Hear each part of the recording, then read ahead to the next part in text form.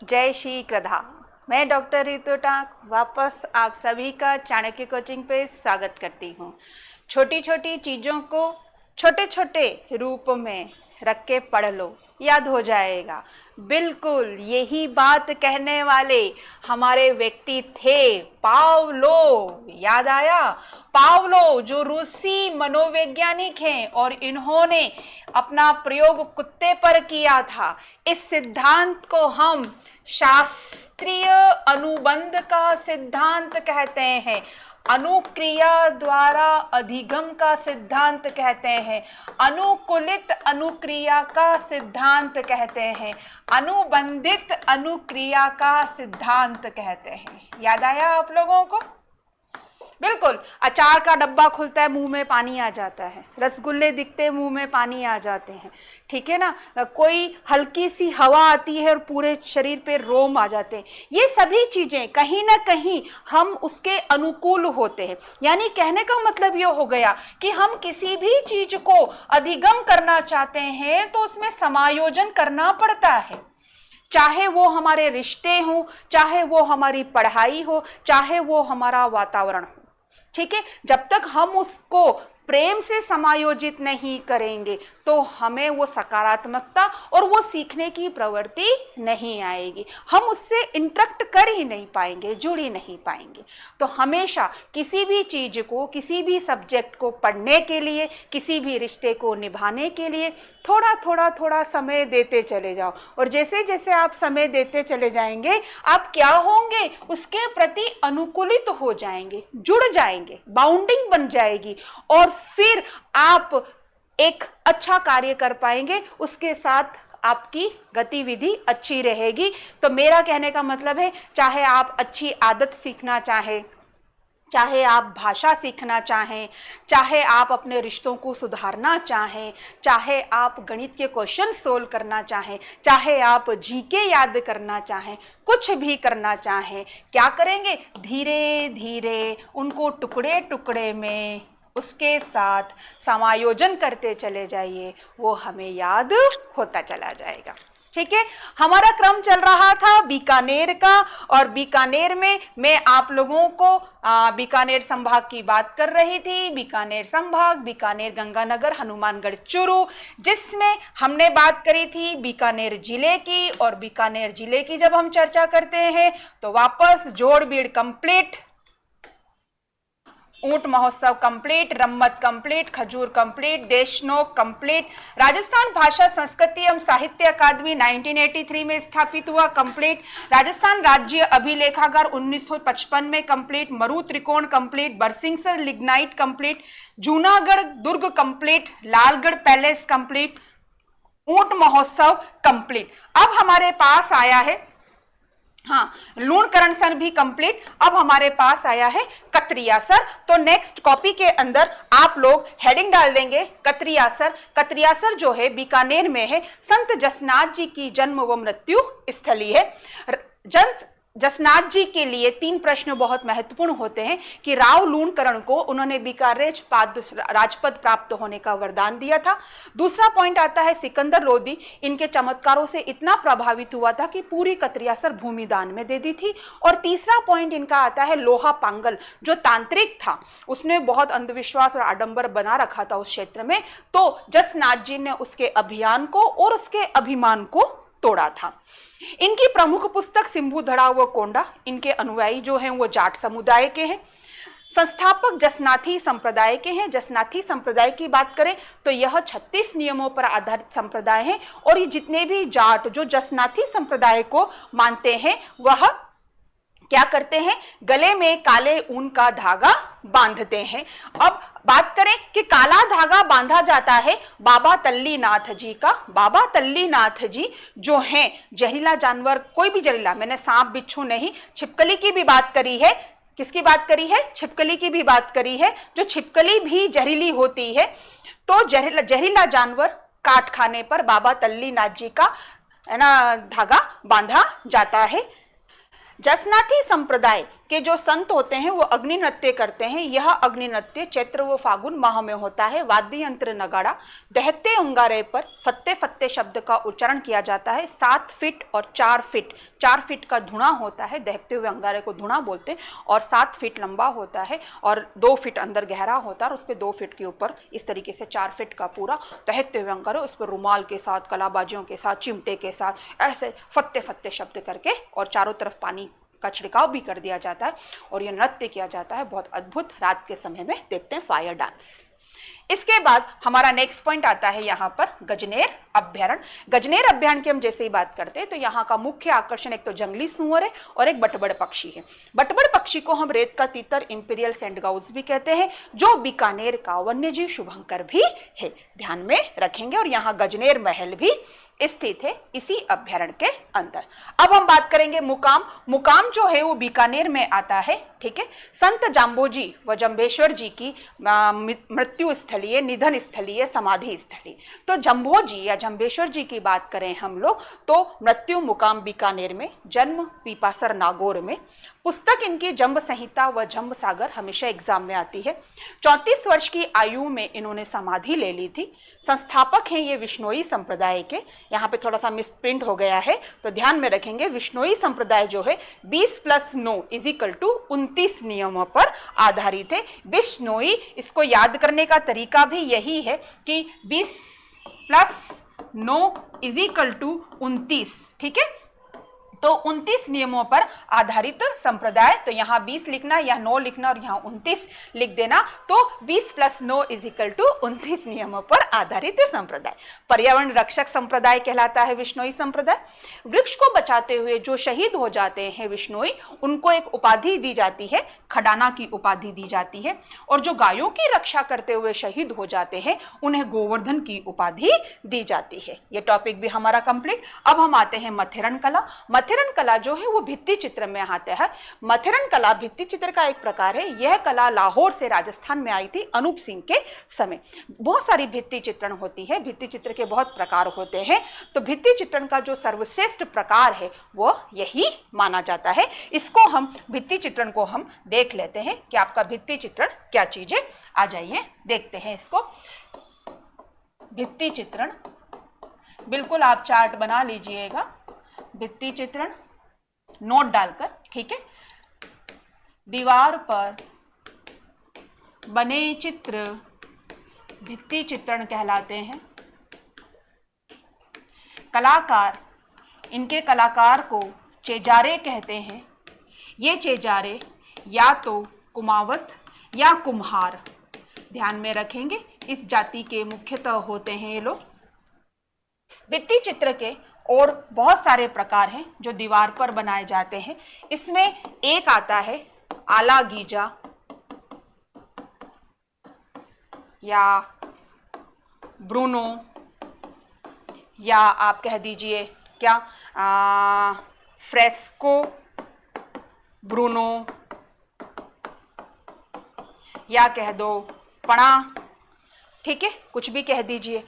अब ये जो है ये कला इटली से राजस्थान में आई थी और नम भित्ति पर इसका चित्रण किया जाता है। अब आप बोलोगे नम भित्ति क्या होती है? तो प्लास्टर से किसी भी भित्ति पर हमने पूरा प्लास्टर कर दिया, अब हमारे हाथ में टूल्स होता है और हम उस टूल से ऐसे उकेर देते हैं तो बीच में दरार आ जाती है। फिर एक पाइप लिया जाता है, सूखा कलर लेकर फूंका जाता है और वो कलर उस दरारों में फंस जाता है। फिर उस पर समय समय पे तराई की जाती है, जैसे हम जनरली घरों में तराई करते हैं। फिर कपड़ा से उसको रगड़ दिया जाता है। रगड़ने के बाद हम जैसे ही उसको कुछ समय बाद उस पर रासायनिक लेप लगा देंगे। रासायनिक लेप लगाने के बाद जैसे ही हम उस पेंटिंग को देखेंगे, हाथ फेरेंगे, वो कभी खराब नहीं होती है। यानी कहने का मतलब हो गया चिरकाल तक इसको रखा जाता है, ठीक है। अब हमारा आता है फ्रेस्को सेको, ठीक है। तो अब आपने कहा फ्रेस्को सेको का मतलब क्या हुआ? तो जो भित्ति सूख जाती है, जैसे आपके घरों में शादी ब्याह होता है तो क्या करते हैं, सूखी भित्ति के ऊपर चित्रण करते हैं तो फ्रेस्को सेको। कहने का मतलब सूखी भित्ति के ऊपर जो चित्रण किया जाता है उसे हम फ्रेस्को सेको कहते हैं और यह शेखावाटी क्षेत्र में आता है। अब आता है हमारा मथेरण। मथना किसको, जैसे दही मथते हैं तो छाछ बनता है, मक्खन आता है, तो उसी प्रकार जब दीवार पे घुटाई की जाती है तो दीवार चिकनी हो जाती है और चिकनी दीवार पर यह जो भित्ति चित्रण का कार्य किया जाता है वह सर्वश्रेष्ठ कहलाता है। बीकानेर में, जिसकी चर्चा अभी हमने जस्ट करी, लाहौर से ये राजस्थान में आई थी, अनूप सिंह के समय में आई थी। अब हम आते हैं आलणिया। आलणिया आज एक जगह का नाम भी है कोटा में, ठीक है। आलणिया अब क्या होता है, जैसे आपने देखा होगा प्राचीन काल में रेक बनी हुई होती है, ताके बनी हुई होती है और उसके चारों तरफ कार्य किया जाता है। बिल्कुल बस आलिए ताक उसको जो सज्जित किया जाता है तो वहां के लगभग, अब जाओगे तो नहीं मिलेगा, ये हमारी प्राचीन काल की परंपरा है आलणिया। फिर आता है हमारा दर प्रथा। अब नाम से ऐसा चल रहा है जैसे कोई कस्टम रीति रिवाज है, नहीं, दर मतलब दहलीज, ठीक है, और आज इस जगह का नाम ही दर पड़ गया है, ठीक है। तो दर प्रथा क्या चीज है, दर मतलब दहलीज, दहलीज पर सुंदर अलंकरण। आपने देखा होगा हम भी होली दिवाली राखी दहलीज पर सुंदर अलंकरण करते हैं। यह क्षेत्र दर जो गांव है वो आज कहां पर है, भरतपुर में आता है, ठीक है। इसके अलावा हमारे पास आएगा शैलाश्रय। शैलाश्रय मतलब रॉक पेंटिंग। रॉक पेंटिंग जो आदि मानव प्राचीन काल में बनाकर गए थे, ये दो जगह से हमें मिला है। एक है आपका गरदड़ा, और गरदड़ा जो है वो बूंदी में आता है, और एक है टिपटिया, और टिपटिया जो है कोटा में आता है। ये हमारा भित्ति चित्रण का नोट का टॉपिक है, इसको आप जरूर कॉपी के अंदर कंप्लीट कर दीजिएगा। चलिए अब हम आते हैं नेक्स्ट हमारा वापस, तो मथेरन का टॉपिक हो गया, मथेरन नोट में डाल दीजिएगा। अब हमारे पास होहोबा जोजोबा आता है, यहाँ लिखा हुआ है होहोबा जोजोबा, एक प्रकार का तेलीय घास है और इसका पूरा कार्य किया जाता है। इसके लिए एक निजी कंपनी स्थापित की गई झज्जर में, मैंने यहाँ दोनों बात लिखी है, झज्जर बीकानेर में एक जगह है, और यहाँ पर प्राइवेट सेक्टर में एक कंपनी स्थापित की गई है जोजोबा प्लांटेशन, और इस घास से ग्रीस, आपने देखा होगा पंखों के अंदर, बड़ी बड़ी गाड़ियों के अंदर जो ऑयलिंग की जाती है, ग्रीस लगाया जाता है जिसे हम स्नेहक भी कहते हैं, वो बनाया जाता है और ये शुष्क क्षेत्रों में ही बोया जाता है। होहोबा जोजोबा बीकानेर एक प्रकार का तेलीय घास है, इजराइल से लाया गया पौधा है, शुष्क क्षेत्रों में बोया जाता है, स्नेहक या घीस की प्राप्ति होती है। झज्जर एक गांव है बीकानेर में। राज्य की सबसे बड़ी निजी क्षेत्र में स्थापित तेलिया कंपनी जोजोबा प्लांटेशन यहीं पर स्थापित है। कंप्लीट। चलिए अब हमारे पास यहाँ नेक्स्ट पॉइंट कोलायत नहीं लिखा हुआ है, फिर भी मैंने आपका ले लिया है टॉपिक, और जैसे ही हम कोलायत की चर्चा करते हैं शाहरुख खान की तरह करेंगे, हमारा कोलायत कंप्लीट हो जाएगा। बिल्कुल क क क क क क से कोलायत। कोलायत में क्या है, कोलायत झील। इस कोलायत झील को देखें तो यह झील अर्धचंद्राकार 52 घाटों से युक्त है। ऐसी ही झील हमको पुष्कर में भी दिखाई देती है, पुष्कर में भी है, ध्यान में रखिएगा। अब क से कार्तिक पूर्णिमा। कार्तिक पूर्णिमा के दिन यहाँ पर मेला लगता है कोलायत में। कार्तिक पूर्णिमा के दिन पुष्कर में भी मेला लगता है। पुष्कर में जो मेला लगता है उसे हम राजस्थान का कुंभ कहते हैं, इसलिए इसे भी हम राजस्थान का लघु कुंभ कहेंगे, ध्यान में रखिएगा। और यहाँ पर कपिल मुनि का कस से, कपिल कस से कोलायत, कस से कार्तिक पूर्णिमा, कपिल मुनि का मेला भी यहाँ पर लगता है।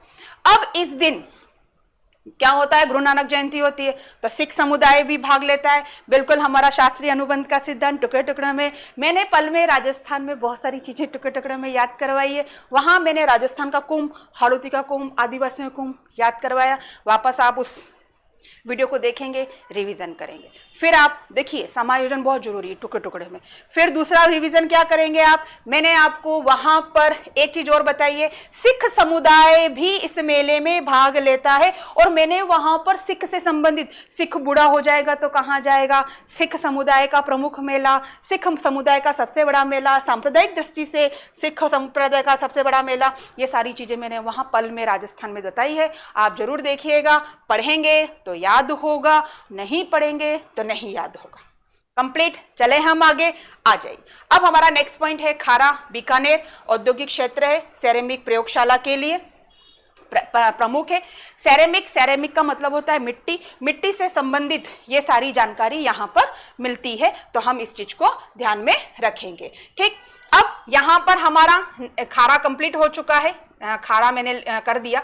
जांगल प्रदेश मैंने आपको पहले ही बता दिया था कि जांगल हमारा बीकानेर का, तो ये कंप्लीट। अब हमारे पास नेक्स्ट पॉइंट आता है हेरंब गणपति। ये रहे हेरंब गणपति बीकानेर में। सिंह पे सवार गणेश, सिंह पे हमेशा माता पार्वती ही स्थापित रहती है और माता पार्वती सिंह पे सवार है, लेकिन उनके पुत्र भी सिंह पे सवार है। और उनके पुत्र जो सिंह पे सवार है उन्होंने इस तरीके का मंदिर बना हो तो चूहे पे बैठे रहते हैं। तो ऐसे राजस्थान में बहुत सारे गणेश मंदिर हैं। चलिए हम देखते हैं। खड़े गणेश जी का मंदिर कोटा, नृत्य करते गणेश मंदिर अलवर व जगत उदयपुर में आता है। त्रिनेत्र गणेश मंदिर रणथंभौर में। लेटे हुए गणेश मंदिर तलवाड़ा में, तलवाड़ा बांसवाड़ा में आता है। बोहरा गणेश मंदिर उदयपुर में। जानते हैं इनको बोहरा गणेश क्यों कहते हैं? मान्यता है कि पहले जो ये गणेश जी थे वो उधार पे पैसे देते थे, तो एक संप्रदाय होता है बोहरा संप्रदाय, और वो बोहरा इसीलिए कहलाता था क्योंकि वो ब्याज पे पैसे चलते थे। और वाकई में गणेश जी के वहाँ हमें ब्याज में पैसे मिलते थे, लेकिन अब नहीं मिलते। लेकिन इनका नाम प्रसिद्ध हो गया। कहते हैं कि इनका पैसा किसी ने चुकाया नहीं था, फिर उसके बाद से लोन लेना यहाँ पर बंद हो गया है। चलिए, मोती डूंगरी गणेश मंदिर जयपुर। जाड़ा गणेश जी, जाड़ा मतलब वही मोटे हैं, बड़े हट्टे कट्टे हैं। चांदपुर उदयपुर में आता है।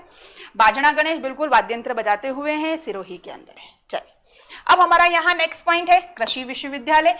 इसका पूरा नाम मैं लिख रही हूँ, स्वामी केशवानंद राजस्थान कृषि विश्वविद्यालय बीकानेर 1987 में स्थापित किया गया, जो राजस्थान का फर्स्ट एग्रीकल्चर यूनिवर्सिटी, राजस्थान की प्रथम कृषि विश्वविद्यालय। कृषि से संबंधित अब हमारा नोट बिल्कुल खतरा, राजस्थान का प्रथम कृषि एवं प्रौद्योगिकी, ध्यान रखना इस वर्ड को, प्रौद्योगिकी जुड़ते ही हम उदयपुर में बात करेंगे। बिल्कुल, महाराणा प्रताप कृषि विश्वविद्यालय प्रौद्योगिकी विश्वविद्यालय, ये राजस्थान का प्रथम कृषि एवं प्रौद्योगिकी है।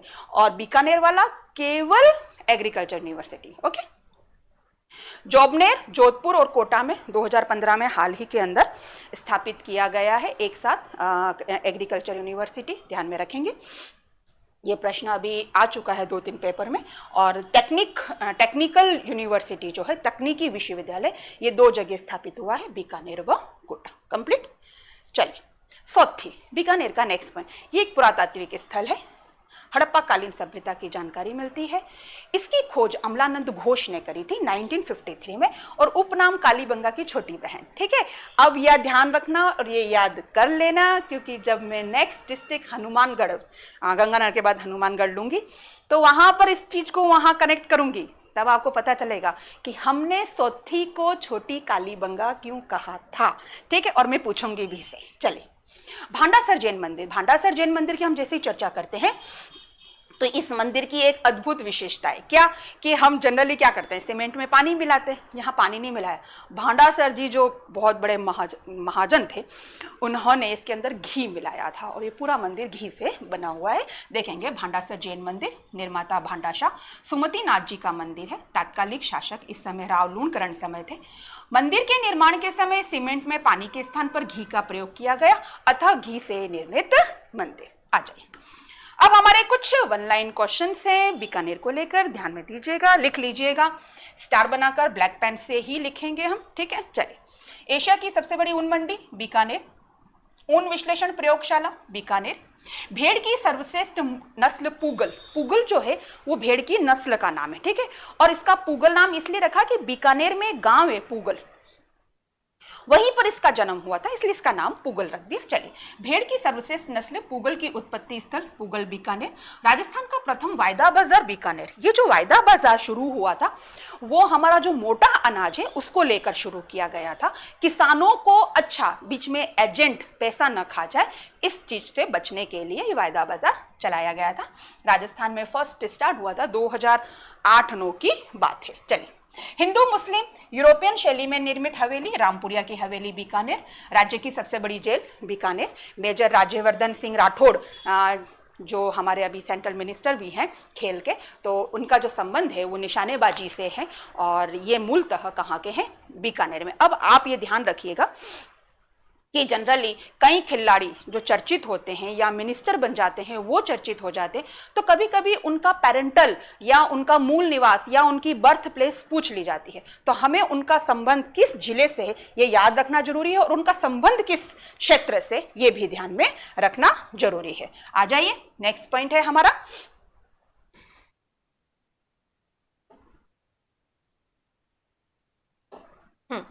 1857 की क्रांति में तन मन धन से अंग्रेजों की मदद करी थी। किसने?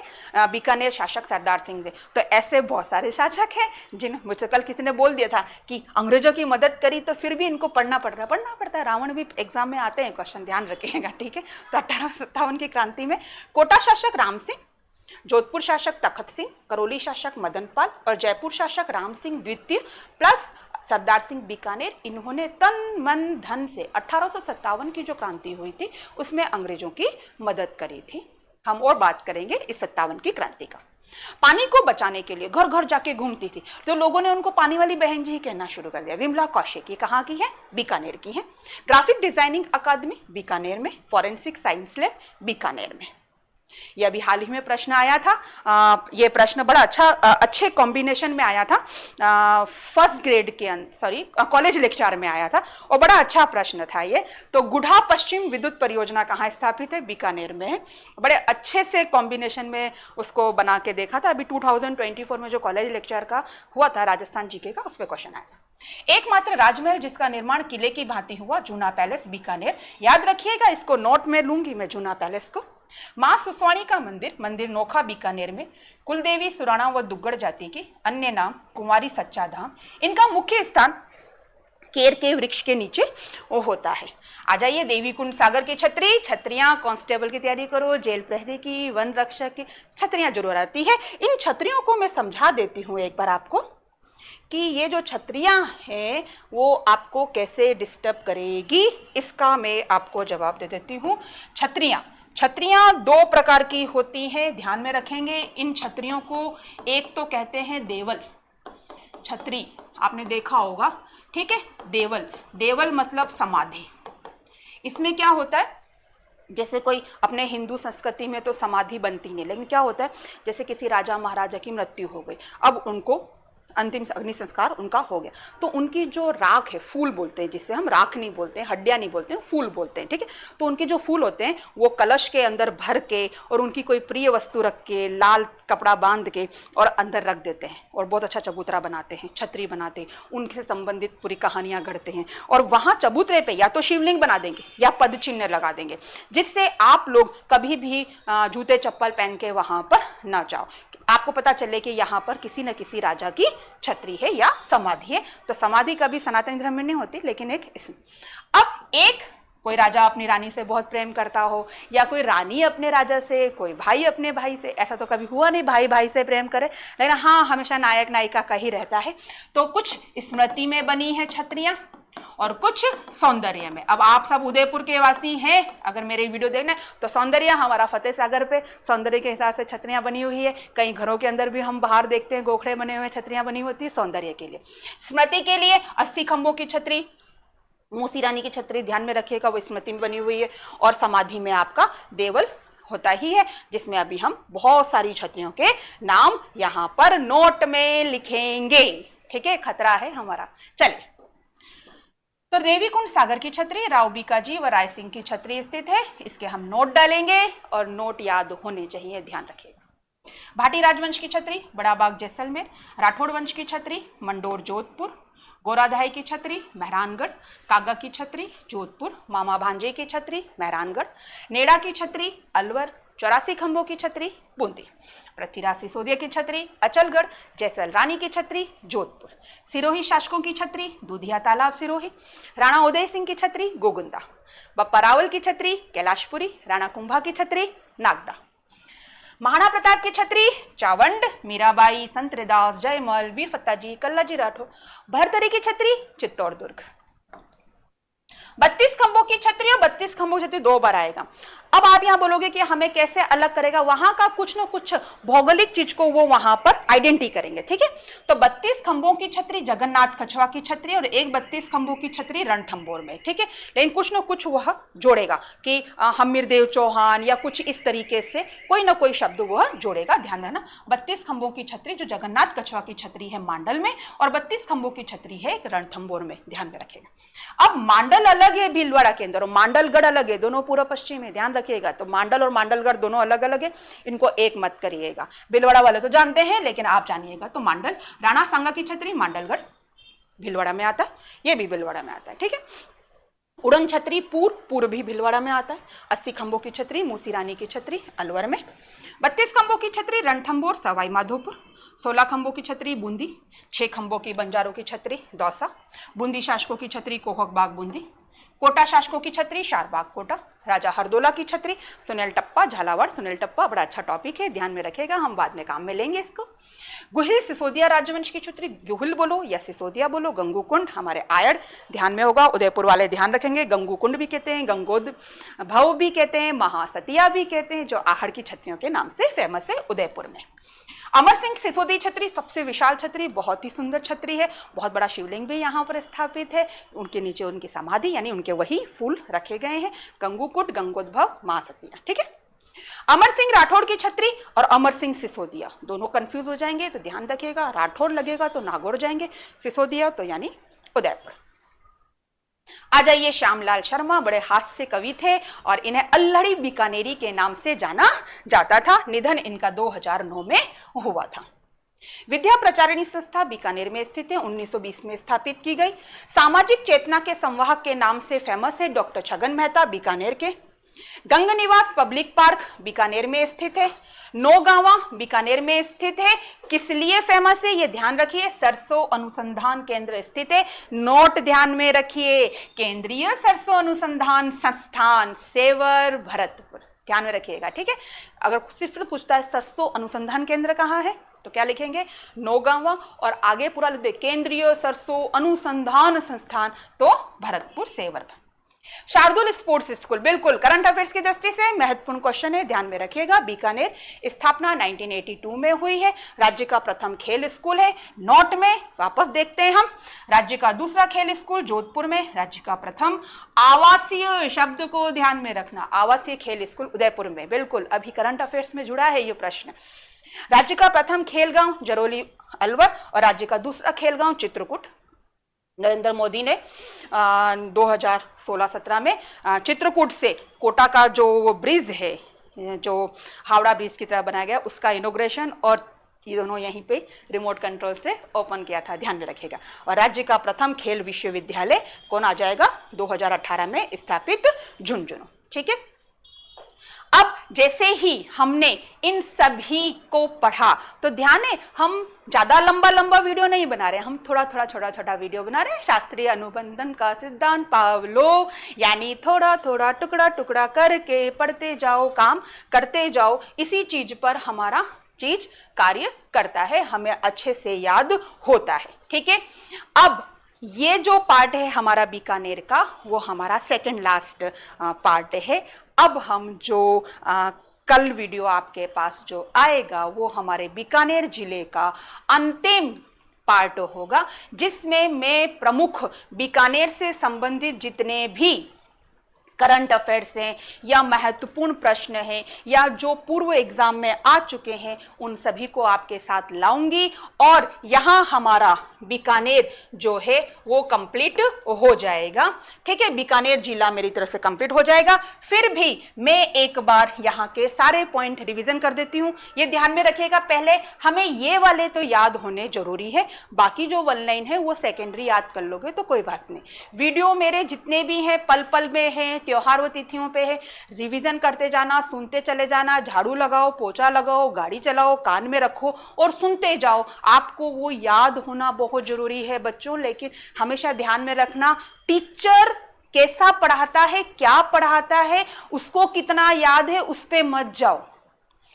आप कितना याद कर लेते हो उसके पढ़ाने पर वो देखो, उसका पढ़ाया हुआ कितना पेपर में आएगा वो देखो। ठीक है, क्योंकि हमें विद्वान नहीं विजेता बनना है। रिवीजन वापस, जोड़बीड़, ऊंट महोत्सव, रम्मत, खजूर, देशनोक, राजस्थान भाषा संस्कृति साहित्य अकादमी, राजस्थान राज्य अभिलेखागार, कतरिया सर, मरु त्रिकोण, लूणकरण सर, बरसिंह सर, जूनागढ़ दुर्ग, लालगढ़ पैलेस, ऊंट महोत्सव, गजनेर अभ्यारण्य, मथेरण, होहोबा जोजोबा, जांगल, मुकाम, खारा, हैरम गणपति और कृषि विश्वविद्यालय। ये टॉपिक मेरी तरफ से कंप्लीट है, यानी बीकानेर जिला मेरी तरफ से कंप्लीट है। लेकिन कल का जो हमारा अंतिम वीडियो होगा उसके अंदर करंट अफेयर्स के अकॉर्डिंग बीकानेर और जितने भी एग्जाम में आ चुके उन सभी को मैं लेकर आकर हमारे जिले को अंतिम स्वरूप देंगे।